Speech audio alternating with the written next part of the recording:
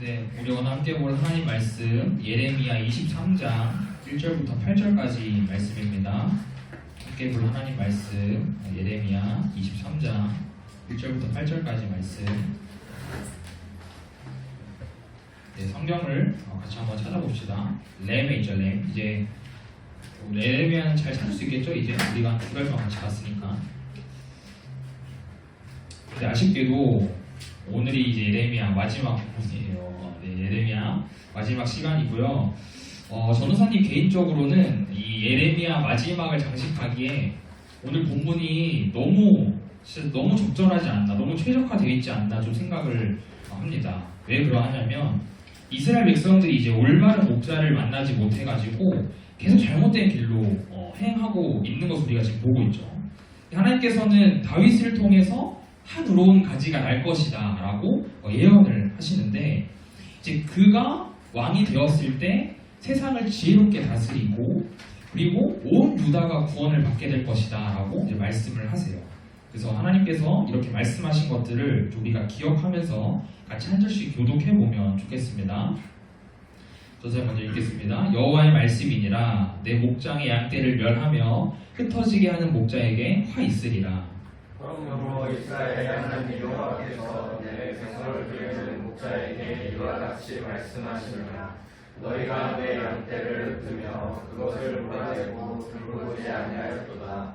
보라, 내가 너희의 악행 때문에 너희에게 보호하리라. 여호와의 말씀이니라. 내가 내 양떼에 남은 것을 그 몰려갔던 모든 지방에서 모아 다시 그 우리로 돌아오게 하리니 그들의 생육이 번성할 것이며, 내가 그들을 기르는 목자들을 그들 위에 세우리니 그들이 다시는 두려워하거나 놀라거나 잃어버리지 아니하리라. 여호와의 말씀이니라. 여호와의 말씀이니라. 보라, 때가 이르리니 내가 다윗에게 한 의로운 가지를 일으킬 것이라.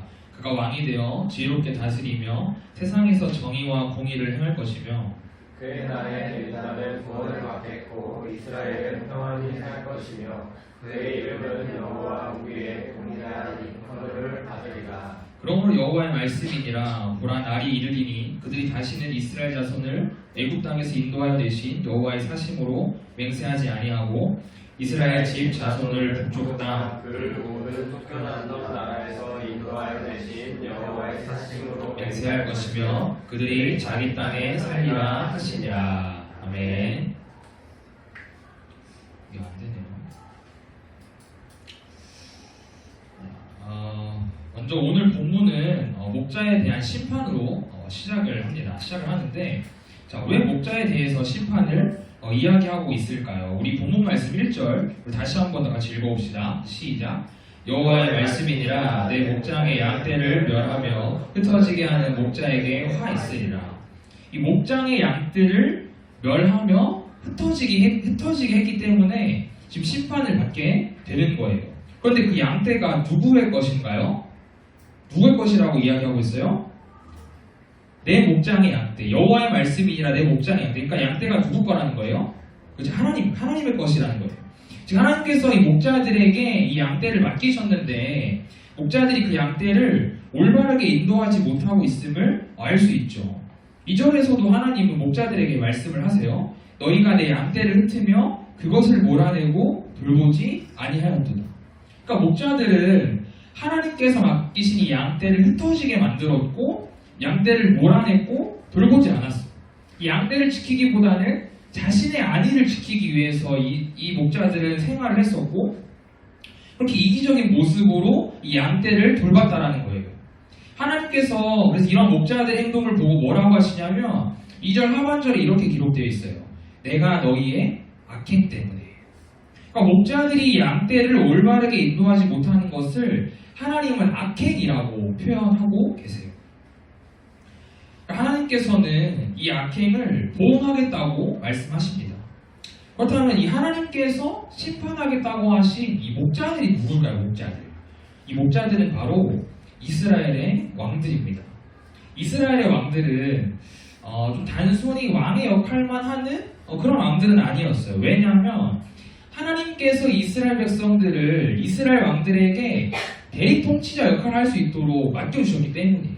원래 이스라엘 백성들은 하나님의 통치를 받고 하나님의 다스림을 받는 그런 자들이었는데 이스라엘 백성들이 하나님께 왕을 세워달라고 해서 하나님 특별히 이스라엘 백성들에게 사람 왕을 세워주신 거예요. 그래서 하나님께서 이스라엘 백성들이 왕을 세울 때 기준도 말씀해 주셨는데 신명기 17장 15절 17절에 이렇게 나와 있어요. 먼저 15절에는 반드시 내 하나님 여호와께서 택하신 자를 내 위에 왕으로 세울 것이며 16절에 병마를 많이 두지 말 것이고 17절에는 아내를 많이 두어 그의 마음 미혹되지 하지 말고 자기를 위하여 은금을 많이 쌓게 하지 말라 라고 하나님께서 분명하게 이 왕의 기준을 말씀해 주셨어요. 그럼 하나님께서 말씀하신 왕의 기준은 뭐예요? 결국 인간의 사리사욕, 왕 너의 사리사욕으로 나라를 다스리고 통치하지 말라는 것이었어요. 그런데 이스라엘 왕들은 자신의 사리사욕으로 이 나라를 그리고 하나님께서 맡기신 그 양떼들을 돌보았던 것이죠. 이스라엘 백성들이 악행을 저지르고 선지자의 말을 무시하고 선지자의 말대로 살지 않아도 이스라엘 왕들은 전혀 그것에 대해서 뭐라고 지적하지 않았어요. 오히려 이스라엘 왕들이 본을 보이지 못하고 말씀대로 살아가지 못했음을 하나님께서는 말씀하십니다.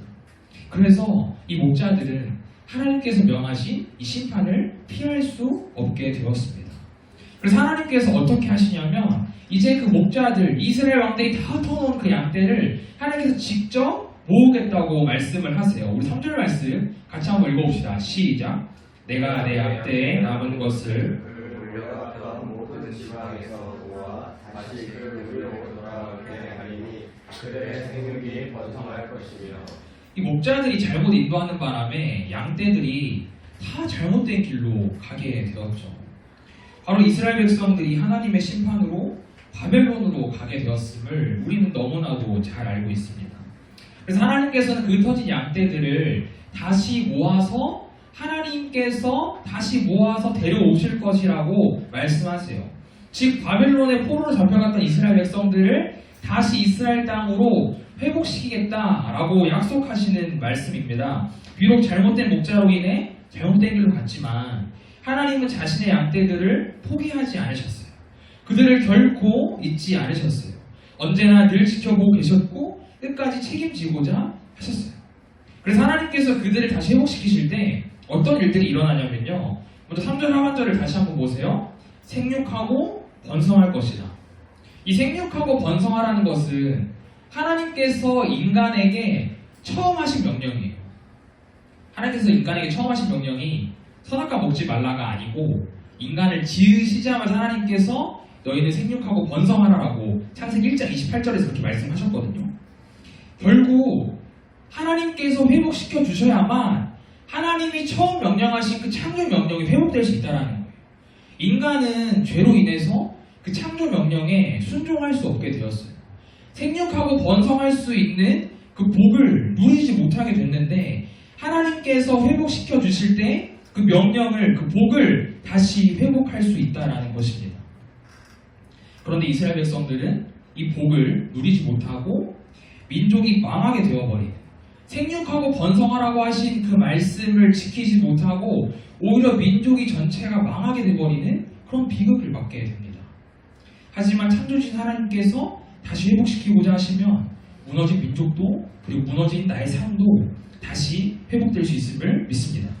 그리고 하나님께서 회복시키시면 또 귀한 회복의 은혜가 있는데요. 우리 4절 말씀 같이 한번 읽어봅시다. 시작. 내가 그들을 기르는 목자들을 그들 위에 세우리니 그들이 다시는 두려워하거나 놀라거나 잃어버리지 아니하리라. 여호와의 말씀이니라. 자, 여기 앞으로 가볼까요? 오늘따라 좀 처지는 것 같은데. 자, 여기 앞으로 가봅시다. 앞을 보세요. 앞에. 네, 앞을 보세요. 이 흩어진 양떼들이 다시는 두려워하거나 놀라거나 잃어버리지 않을 것이라고 말씀하세요. 자, 하나님이 회복시키시고 이 목자들을 다시 하나님 직접 세우시면 더 이상 흩어지거나 흩어짐으로 인해 두려워하거나 놀라거나 흩어짐으로 인해 잃어버리지 않게 됩니다. 다시는 이방 나라의 포로로 끌려갈 일도 없어요. 다시는 내 삶이 무너질 일도 없습니다.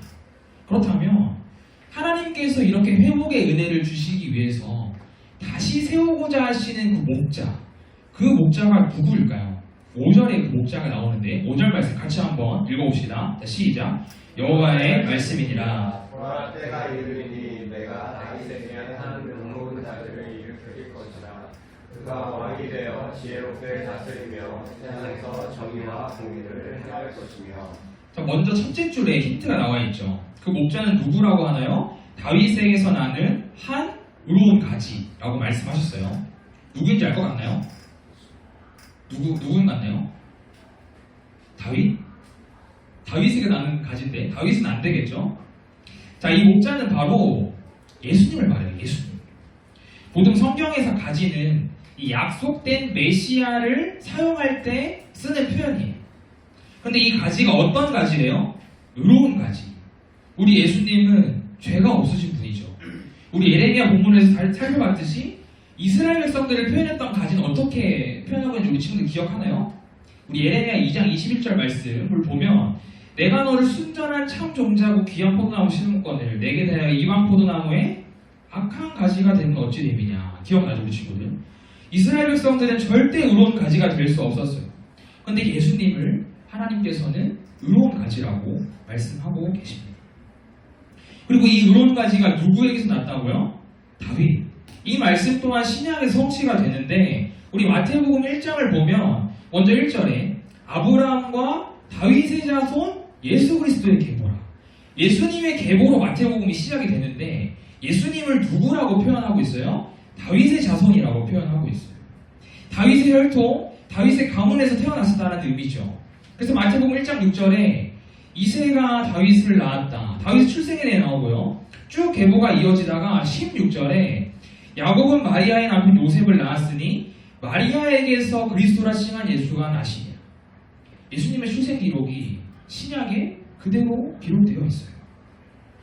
예수님께서는 하나님이셨지만 동시에 다윗의 자손으로 인간의 몸으로 이 땅에 오셨습니다. 구약에서 다윗의 자손으로 메시아가 태어날 것을 예레미야뿐만 아니라 이사야에서도 그리고 여러 가지 선지서 말씀들에서 수없이 예언을 했는데 그것이 실제가 된 것이죠. 자, 다시 본문으로 돌아와서 4절 말씀을 다시 한번 보세요. 자, 다윗에게서 난 한 의로운 가지가 누구라고요? 예수님. 그리고 그 예수님께서 왕이 되시면 어떤 일이 일어난다고 하냐면 5절 하반절 말씀. 그가 왕이 되어 지혜롭게 다스리며 세상에서 정의와 공의를 행할 것이다. 예수님께서 왕이 되시면 지금까지 이스라엘 왕들과는 차원이 다른 다스림을 보여주실 거예요. 지혜롭게 다스리시고 세상에서 정의와 공의를 행하실 것입니다. 결국 지금까지 이스라엘의 왕들은 이 역할을 제대로 하지 못했음을 가르쳐주고 있는 것이죠. 이 역할만 제대로 했어도 이스라엘 백성들이 바벨론으로 끌려가지 않았을 수도 있어요. 그러나 인간왕들은 백성을 위한 정치, 백성을 위한 다스림보다는 자신을 위한 정치, 자신의 사리사욕 채우기 위한 다스림을 펼쳤습니다. 목자로서의 역할과 책임을 다하지 못한 결과가 한 나라의 멸망임을 이스라엘의 모든 왕들은 무겁게 그 책임을 받아들여야 했어요. 그래서 예수 그리스도께서 왕이 되신다는 사실이 우리에게는 너무나도 중요한 것이에요. 그리고 우리 주님께서 왕이 되실 때 우리는 비로소 진정한 구원을 얻을 수 있음을 믿습니다. 이스라엘 백성들이 바벨론으로 끌려갔을 때 어떤 왕도 이스라엘 백성들을 구원해내지 못했죠. 오히려 백성들이 바벨론으로 끌려가서 고통을 당하게 하는 그런 비극을 맞이하게 됐습니다. 그리고 그 구원이 이루어지는 과정이 이제 7절과 8절을 통해서 기록되어 있는데요. 조금 길지만 같이 한번 읽어보도록 합시다. 시작. 그러므로 여호와의 말씀이니라. 보라, 날이 이르니니 그들이 다시는 이스라엘 자손을 애굽 땅에서 인도하여 내신 여호와의 사심으로 맹세하지 아니하고 이스라엘 집 자손을 북쪽 땅 그 모든 쫓겨났던 나라에서 인도하여 내신 여호와의 사심으로 맹세할 것이며 자기 땅에 살리라 하시리라. 죄송한데 선풍기 좀 켜주세요. 이게 조금 어려울 수 있는데 이게 무슨 이야기냐면 어렵진 않아요. 잘 설명 어렵진 않은데 지금까지 이스라엘 백성들에게 있어서 가장 큰 구원 사건이 무엇이냐라고 묻는다면 이스라엘 백성들은 주저없이 출애굽 사건을 이해합니다. 출애굽 사건. 출애굽 사건을 통해서 이스라엘 백성들은 이 자신들의 구원자가 하나님이심을 분명히 깨달았어요. 평생 애굽의 노예로 살아갈 수도 있었던 이스라엘 백성들을 하나님께서 구출해 주신 정말 잊을 수 없는 사건이 된 것이죠. 그런데 이 출애굽을 이끄신 여호와의 사심으로 맹세하지 아니하고 이후에 8절에서 북쪽 땅, 곧 바벨론을 말하죠. 이 바벨론 땅 모든 쫓겨났던 나라에서 인도해내신 여호와의 사심으로 맹세한다. 그러니까 출애굽 이후에 일어날 구원의 사건, 구원의 범위가 훨씬 더 크다라는 거예요. 이때 일어나는 구원의 사건은 과거 출애굽 사건을 뛰어넘는 사건이 될 뿐 아니라 유대 역사에서 가장 중요한 첫 구원의 사건인 출애굽이 무색해질 것을 의미합니다. 이 출애굽이 이스라엘 백성들에게 너무나도 중요한 역사인데 이것을 단숨에 뛰어넘는 구원의 사건이 일어날 것이에요. 누구를 통해서요? 다윗에게서 나는 한 의로움까지 예수 그리스도를 통해서요. 그러니까 쉽게 말해서 이 출 바벨론 사건은 단순히 이스라엘 백성들에게만 해당되는 것이 아니라 예수 그리스도를 주로 믿고 그분을 목자로 따르는 모든 사람들에게 구원이 주어짐을 이야기하는 것이에요. 이미 구약에서 우리 이방인들을 향한 구원의 말씀이, 구원의 계획이 기록되어 있다는 것이 너무나 놀랍지 않나요? 구약을 통해서 이미 예수 그리스도께서 우리의 구원자 되실 것과 그를 믿는 모든 자에게 구원이 있음을 알 수 있습니다. 그리고 8절 하반절 말씀을 한번 보세요. 8절 하반절에 이렇게 기록되어 있죠. 그들이 자기 땅에 살리라 하시니라. 이 예수님을 통해 구원받은 자는 자기 땅에서 살 것이라고 말합니다. 자기 땅은 곧 어떤 땅을 의미합니까? 양떼들이 이스라엘 땅. 양떼들이 이스라엘 땅을 말하죠. 바로 하나님 나라, 천국을 의미합니다.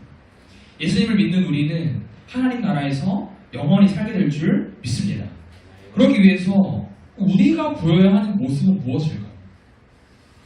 이 영원한 나라 천국에 살아가기 위해서 예수 그리스도를 주로 믿고 정말 그 예수 그리스도께서 허락하신 구원을 이루는 삶을 살아가기 위해서 우리가 살아야 하는 모습은 무엇일까요?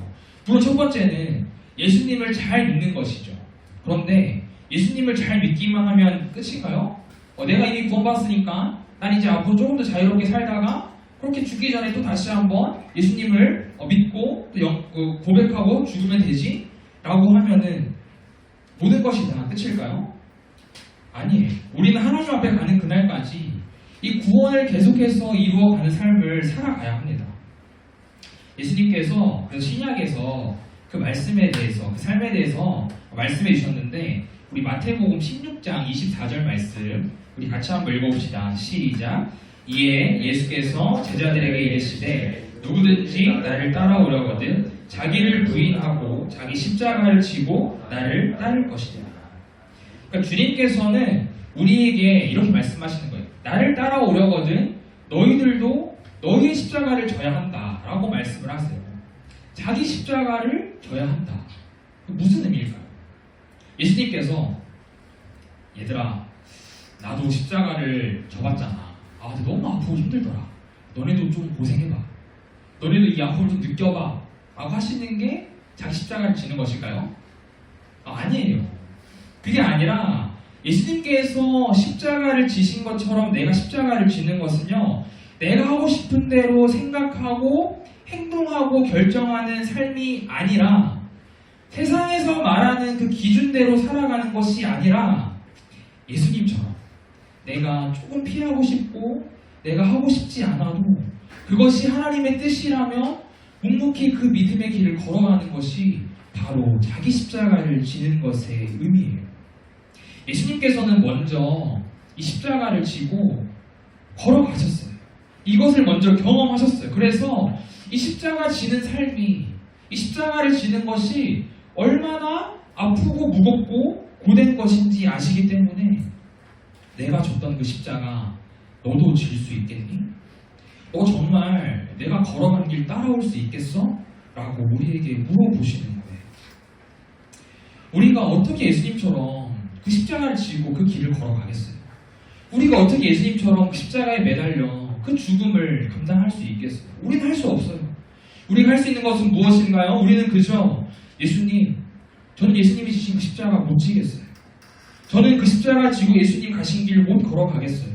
그런데 예수님께서 저와 함께 걸어가 주시며 제가 한번 예수님께서 걸어가신 그 길 저도 한번 걸어가 보겠습니다. 이것만이 우리가 할 수 있는 유일한 고백 아닐까요? 여러분들은 지금 어떠한 길에 서서 무엇을 따라가고 있습니까? 우리의 목자 되시며 구원자 되신 예수님을 따라가고 있나요? 아니면 우리를 죽음과 멸망의 길로 인도하는 헛된 것들을 따라가고 있나요? 우리는 이스라엘 백성들이 왜 바벨론으로 끌려갔는지 기억해야 돼요. 이스라엘 백성들은 하나님을 따라가지 않았어요. 주변 강대국들을 따라갔고 자신들이 신뢰하던 그 인간 왕들을 따라갔어요. 그 결과는 믿었던 주변 나라들의 포로가 되는 것이었고 그 믿었던 왕조차 포로로 끌려가는 비참한 뿐이었습니다. 사랑하는 청소년 친구들, 눈앞에 보이는 것들을 따라가지 맙시다. 그 끝은 심판과 영원히 죽지 않는 지옥뿐이에요. 우리가 따라가야 할 것은 우리의 참 목자 되시고 왕 되시는 예수님뿐인 줄 믿습니다. 전사님의 이야기를 좀 할까 말까 고민을 하다가 잠깐 조금 이 전사님의 이야기를 나누려고 합니다. 전사님도 여러분들과 같은 청소년 시절이 당연히 있었겠죠. 그래서 지금 여기까지 이렇게 또 오게 됐는데 전사님도 여러분들이 뭐 전사님을 지금 보기에는 어떻게 생각할지 모르겠지만 전사님도 청소년 시절에는 수련회 가서 은혜 받고 수련회 가서 정말 하나님 인격적으로 경험하고 수련회 가서 정말 내가 만난 그 하나님의 은혜가 너무 크고 감사해서 정말 하나님을 위해 살겠습니다 고백도 하고 그렇게 고백도 하고 은혜 받고 돌아왔는데 학교를 가고 학원을 가고 내가 집에서 가족들과 함께 하면서 그 받은 은혜들이 수없이 무너지게 되는 내 눈앞에 보이는 현실은 우리 저번 주에 말씀 나눈 것처럼 수련회 때 그 받은 은혜를 잊어버리기에 너무나도 충분한 일들이 너무나도 많아요. 그러다 보면 어떻게 됩니까? 자연스레 하나님을 바라보기보다는 내 눈앞에 있는 이 현실과 문제들을 바라보게 됩니다. 그래서 성적에 더 집착하게 되고 친구와의 관계에 더 집착하게 되고 누군가에게 인정받는 거에 더 집착하게 되었던 것 같아요. 전사님이 그 사랑의 언어 있잖아요. 사랑의 5가지 언어인가요? 그것 중에 전사님의 사랑의 언어는 칭찬이에요. 칭찬. 그러니까 인정받는 거. 전사님은 사실은 칭찬받을 때 이렇게 더 열심히 하고 이렇게 잘하고 하는 좀 그런 성향인데 근데 사실 전사님이 청소년 시절 때 자존감이 굉장히 낮은 사람이었어요. 선생님들이랑 한번 얘기했던 적이 있는데 전사님이 어느 정도가 자존감이 낮았었냐면 전사님이 거울을 못 볼 정도였어요. 그러니까 거울을 보면은 그 모습이 너무 못생겨 보여가지고 그 정도로 진짜 자존감이 낮았던 사람이었거든요. 그래서 진짜 거울을 한동안 안 보고 화장실에 가서도 늘 고개 숙이고 세면하고 막 그 정도로 진짜 자존감이 낮은 사람이었어요. 그러니까 그렇게 칭찬과 인정에 목마르던 전도사님. 그래서 누군가에게 늘 잘 보이기 위해서 전도사님이 중학교, 고등학교 시절 때 반장을 했던 이유도 그거였어요. 선생님들에게 인정받고 싶었고 친구들에게 인정받고 싶었고 교회에서 열심히 신앙생활 했던 것들 이유 중에 하나도 남들에게 칭찬받고 싶어서 저 청년은 저 학생은 좀 보기 다르더라. 뭔가 좀 다른 애들과 좀 보기 다르고 정말 좀 그 믿음이 정말 나이대에 맞지 않게 좋더라라는 말이 듣고 싶어서 때로는 가식적으로 신앙생활을 하기도 했었어요. 근데 그렇게 그러한 정말 그 길을 따라가다 보니까는 결국에는 무엇을 마주하게 되냐면요. 우리 친구들 말로 현타가 오는 거예요. 현타. 내가 뭐 때문에 지금 이걸 하고 있는 거지? 사람들에게 칭찬을 받아도 그 욕구가 해결되지가 않아요. 사람들에게 칭찬받기 위해서 내가 그 길을 열심히 걸어갔는데 막상 사람들에게 칭찬을 받으니까 그 욕구가 해결이 되지 않는 거예요. 오히려 더 큰 칭찬을 받고 싶고 오히려 더 큰 인정을 받고 싶고 그러니까 어떻게 돼요? 자꾸 내가 가면을 쓰게 되는 거예요. 가면. 전사님 지금 생각해보면 정말 청소년 시절에 수십 개, 수백 개의 가면을 쓰고 있었던 것 같아요. 아마 그 모습은 하나님만 아시기 때문에 그 모습이 아마 까발려졌으면 너무나도 부끄러웠을 것 같아요. 그만큼 전도사님도 청소년 시절에 헛된 것들을 쫓아서 그렇게 살아갈 때가 있었어요. 그런데 그렇게 가다 보니까 결국에 마주한 것은 현타예요, 현타. 결코 그 가운데서 우리의 이 영원한 갈급함, 정말 이 갈증 해결해 줄 수 있는 게 없다라는 거예요. 그런데 이게 언제 해결되느냐? 내가 이 고민들과 이 문제들을 하나님께 가지고 나아갈 때 해결되는 거예요. 하나님께 가지고 나아갈 때. 내가 지금 걸어가는 이 길이 무엇을 위해서 걸어가고 있는지 여러분들 점검해 보시길 바랍니다. 여러분들 공부하는 거, 여러분들 친구들 사이에서 내가 인싸 되려고 하는 거, 여러분들 누군가에게 인정받고 하려는 거, 그 목적이 무엇인지 우리 되돌아봐야 돼요. 그게 정말 하나님이 아니라 사람이라면 우리는 지금 잘못된 길로 걸어가고 있는 거예요. 목자 되시고 왕 되시는 예수님을 따라가는 게 아니라 우리는 세상의 거, 사탄마귀에 이끌림에 이끌려서 우리는 지금 잘못된 길로 걸어가고 있음을 여러분들 점검해 보아야 합니다. 사탄마귀는요, 우리를 계속 유혹하고 우리를 시험에 빠뜨려 넘어지게 해요. 우리를 너무나도 많이 흔들어요. 그래도 우리는 그 십자가를 지고 걸어가신 예수님 앞에 다시 한 번 더 나아가서 나도 그 예수님께서 걸어가신 그 믿음의 길을 걸어가겠습니다. 그 길을 쫓아가겠습니다. 매일매일 고백해야 하는 줄 믿습니다. 받은 구원을 삶에서 이뤄내기 위해서 내 고집과 내 생각과 내 결정과 잘못된 목적들은 우리 잠깐 좀 내려놓고 주님이 이끄시는 대로 주님과 같이 걸어가 봅시다. 이것이 내 삶에서 주님을 목자로 주님을 왕으로 모시는 삶인 줄 믿습니다. 한 주간 여러분들 눈앞에 보이는 세상의 것들 때문에 마음 어려워하지 마세요. 눈앞에 보이는 세상의 것들에 마음 뺏겨서 주님 바라보지 못하는 그런 상황 생기지 않도록 우리 점검하고 또 점검해 봅시다. 그래서 사람들이 많이 다니고 탄탄대로일 것 같고 넓고 화려한 길보다는 조금은 미련해 보이고 좁고 험해 보이는 그 길이라고 할지라도 예수님께서 걸어가신 그 길을 걸어갑시다. 그래서 우리의 목자 되시고 왕 되신 예수님께 우리의 전부를 맡기는 저와 여러분의 한 주가 되기를 주님의 이름으로 축복합니다. 네. 우리 같이 예수의 길 별단 찬양 고백하며 나아가겠습니다.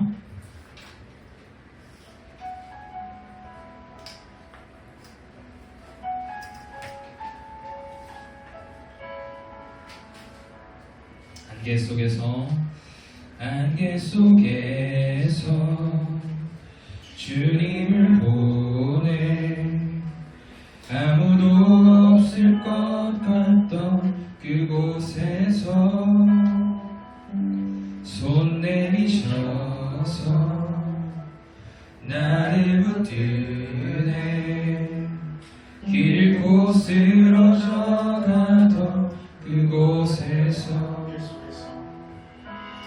안개 속에서 주님을 보내 아무도 없을 것 같던 그곳에서 손 내미셔서 나를 붙드네 길고 쓰러져 가던 그곳에서 주 말씀하시네 내 손 잡으라고 내가 곧 길이요 진리 생명이니 나 그 길을 보내 주 예비하신 곳 다른 길로 돌아서지 않으리 예수의 길 그 좁은 길 나는 걷네 주 손 잡고 그 무엇도 두렵지 않네 주님 주신 약속 내게 있으니 세상의 길, 그 험한 길, 승리하네 성령으로 그 무엇도 바라지 않네 저 하늘에 내 소망 있으니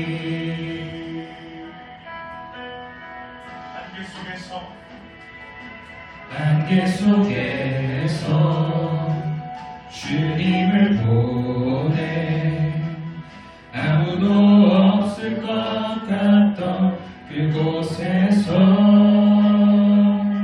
손 내미셔서 나를 붙드네 길 곧 쓰러져 가던 그곳에서 주 말씀하시네 내 손 잡으라고 내가 곧 길이요 진리 생명이니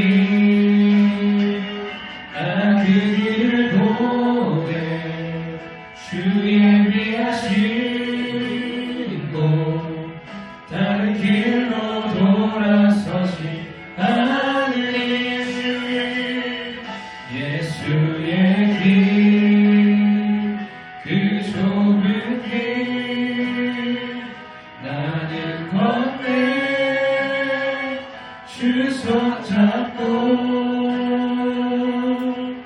그 무엇도 두렵지 않네 주님 주신 약속 내게 있으니 세상의 길 그 험한 길 승리하네 성령으로 그 무엇도 바라지 않네 저 하늘에 내 소망 있으니 예수의 길 그 좁은 길 나는 건네 주 손 잡고 그 무엇도 두렵지 않네 주님 주신 약속 내게 있으니 세상의 길 그 험한 길 승리하네 성령으로 그 무엇도 바라지 않네 저 하늘에 내 소망 있으니 저 하늘에 내 소망 있으니 저 하늘에 내 소망 있으니 우리 들은 말씀을 기억하면서 같이 한번 기도하기 원합니다. 이스라엘 백성들은 잘못된 목자를 만나서 잘못된 길로 걸어갔어요. 그 길은 포로로 끌려가는 거였고 그 길은 민족이 망하는 비극뿐이었어요. 여러분들은 지금 어떠한 길을 걸어가고 있습니까? 여러분들은 지금 누구의 이끌림에 어떠한 길을 걸어가고 있습니까? 혹시라도 여러분들이 지금 걸어가고 있는 그 길이 여러분들이 걸어가는 그 길을 인도하는 이끄는 그 주체가 하나님이 아니라 세상의 무언가 다른 목적이라면 여러분들 그 길에서 가는 것을 멈춰야 돼요. 우리의 목자 되시고 우리의 왕 되시는 예수님께서 인도하시는 그 믿음의 길만이 우리가 구원받는 길이고 우리가 영원히 사는 길임을 믿습니다. 여러분들 시간 기도할 때 내가 어떠한 길로 걸어가고 있는지 되돌아보시고 잘못된 길로 걸어가고 있다면 내가 이번 한 주 다시 한번 나의 목자 되시고 나의 영원한 왕 되시는 예수 그리스도께서 인도하시고 길을 걸어가겠다고 시간 같이 한번 결단하며 기도합시다. 하나님 아버지 감사합니다. 하나님 오늘도 이 자리 가운데 우리를 불러주시고 하나님 주님께서 하나님 아버지 우리가 함께 하시니 감사합니다. 하나님 아버지 우리가 이 시간 들은 말씀을 기억하며 함께 기도합니다. 하나님 아버지 우리가 걸어가고 있는 그 길의 끝에는 무엇이 있습니까? 우리가 무엇의 목적을 두고 그 길을 걸어가고 있습니까? 우리가 걸어가고 있는 그 길을 이끄는 주체가 누구입니까? 하나님 아버지 그 길을 이끄는 주체가 하나님이 아니라 하나님 아버지 세상의 무언가 혹은 사탄 마귀가 우리를 인도하는 길을 우리가 걸어가고 있다면 우리가 얼른 그 길에서 나와서 그 길을 돌이켜서 우리 주님께서 인도하시고 우리 주님이 걸어가신 그 길을 걸어가길 원합니다. 하나님 아버지 그렇게 우리와 함께하여 주시옵소서. 하나님 아버지 그렇게 우리 가운데 은혜를 더하여 주시옵소서. 하나님 아버지 우리 친구들이 하나님 아버지 세상의 것들에 마음을 두고 하나님 아버지 잘못된 길을 걸어가지 않기를 원합니다. 이스라엘 백성들이 잘못된 목자의 이끌림에 이끌려서 그렇게 그 길을 걸어갔을 때 그 끝은 포로로 끌려가는 것이었고 민족이 망하는 비극이었습니다. 하나님 아버지 우리 역시 하나님 그러한 비극을 맞이하기 전에 우리가 얼른 그 길에서 돌이켜 우리 주님께서 인도하시는 그 길로 걸어가기를 원합니다. 하나님 아버지 그렇게 우리를 사용하여 주시고 우리를 붙들어 주시옵소서. 우리 친구들 하나님 아버지 그 길을 걸어갈 때마다 내가 잘 걸어가고 있는지 늘 점검하게 하시고 하나님께서 인도하시는 그 길을 걸어갈 수 있도록 우리 주님이 십자가 지고 걸어가신 그 길을 우리도 따라갈 수 있도록 우리에게 믿음을 더하여 주시옵소서. 그래서 주님을 구하며 주님의 길을 따라가는 우리 정성부 친구를 할 수 있도록 하나님 아버지 함께하여 주시옵소서. 그렇게 함께 주님을 하나님 아버지 감사합니다. 오늘도 우리 자리에 불러주시고 또 함께 주님 앞에 또 예배하게 하시니 감사합니다. 하나님 아버지 이 시간 또 우리가 함께 말씀을 또 나눴습니다.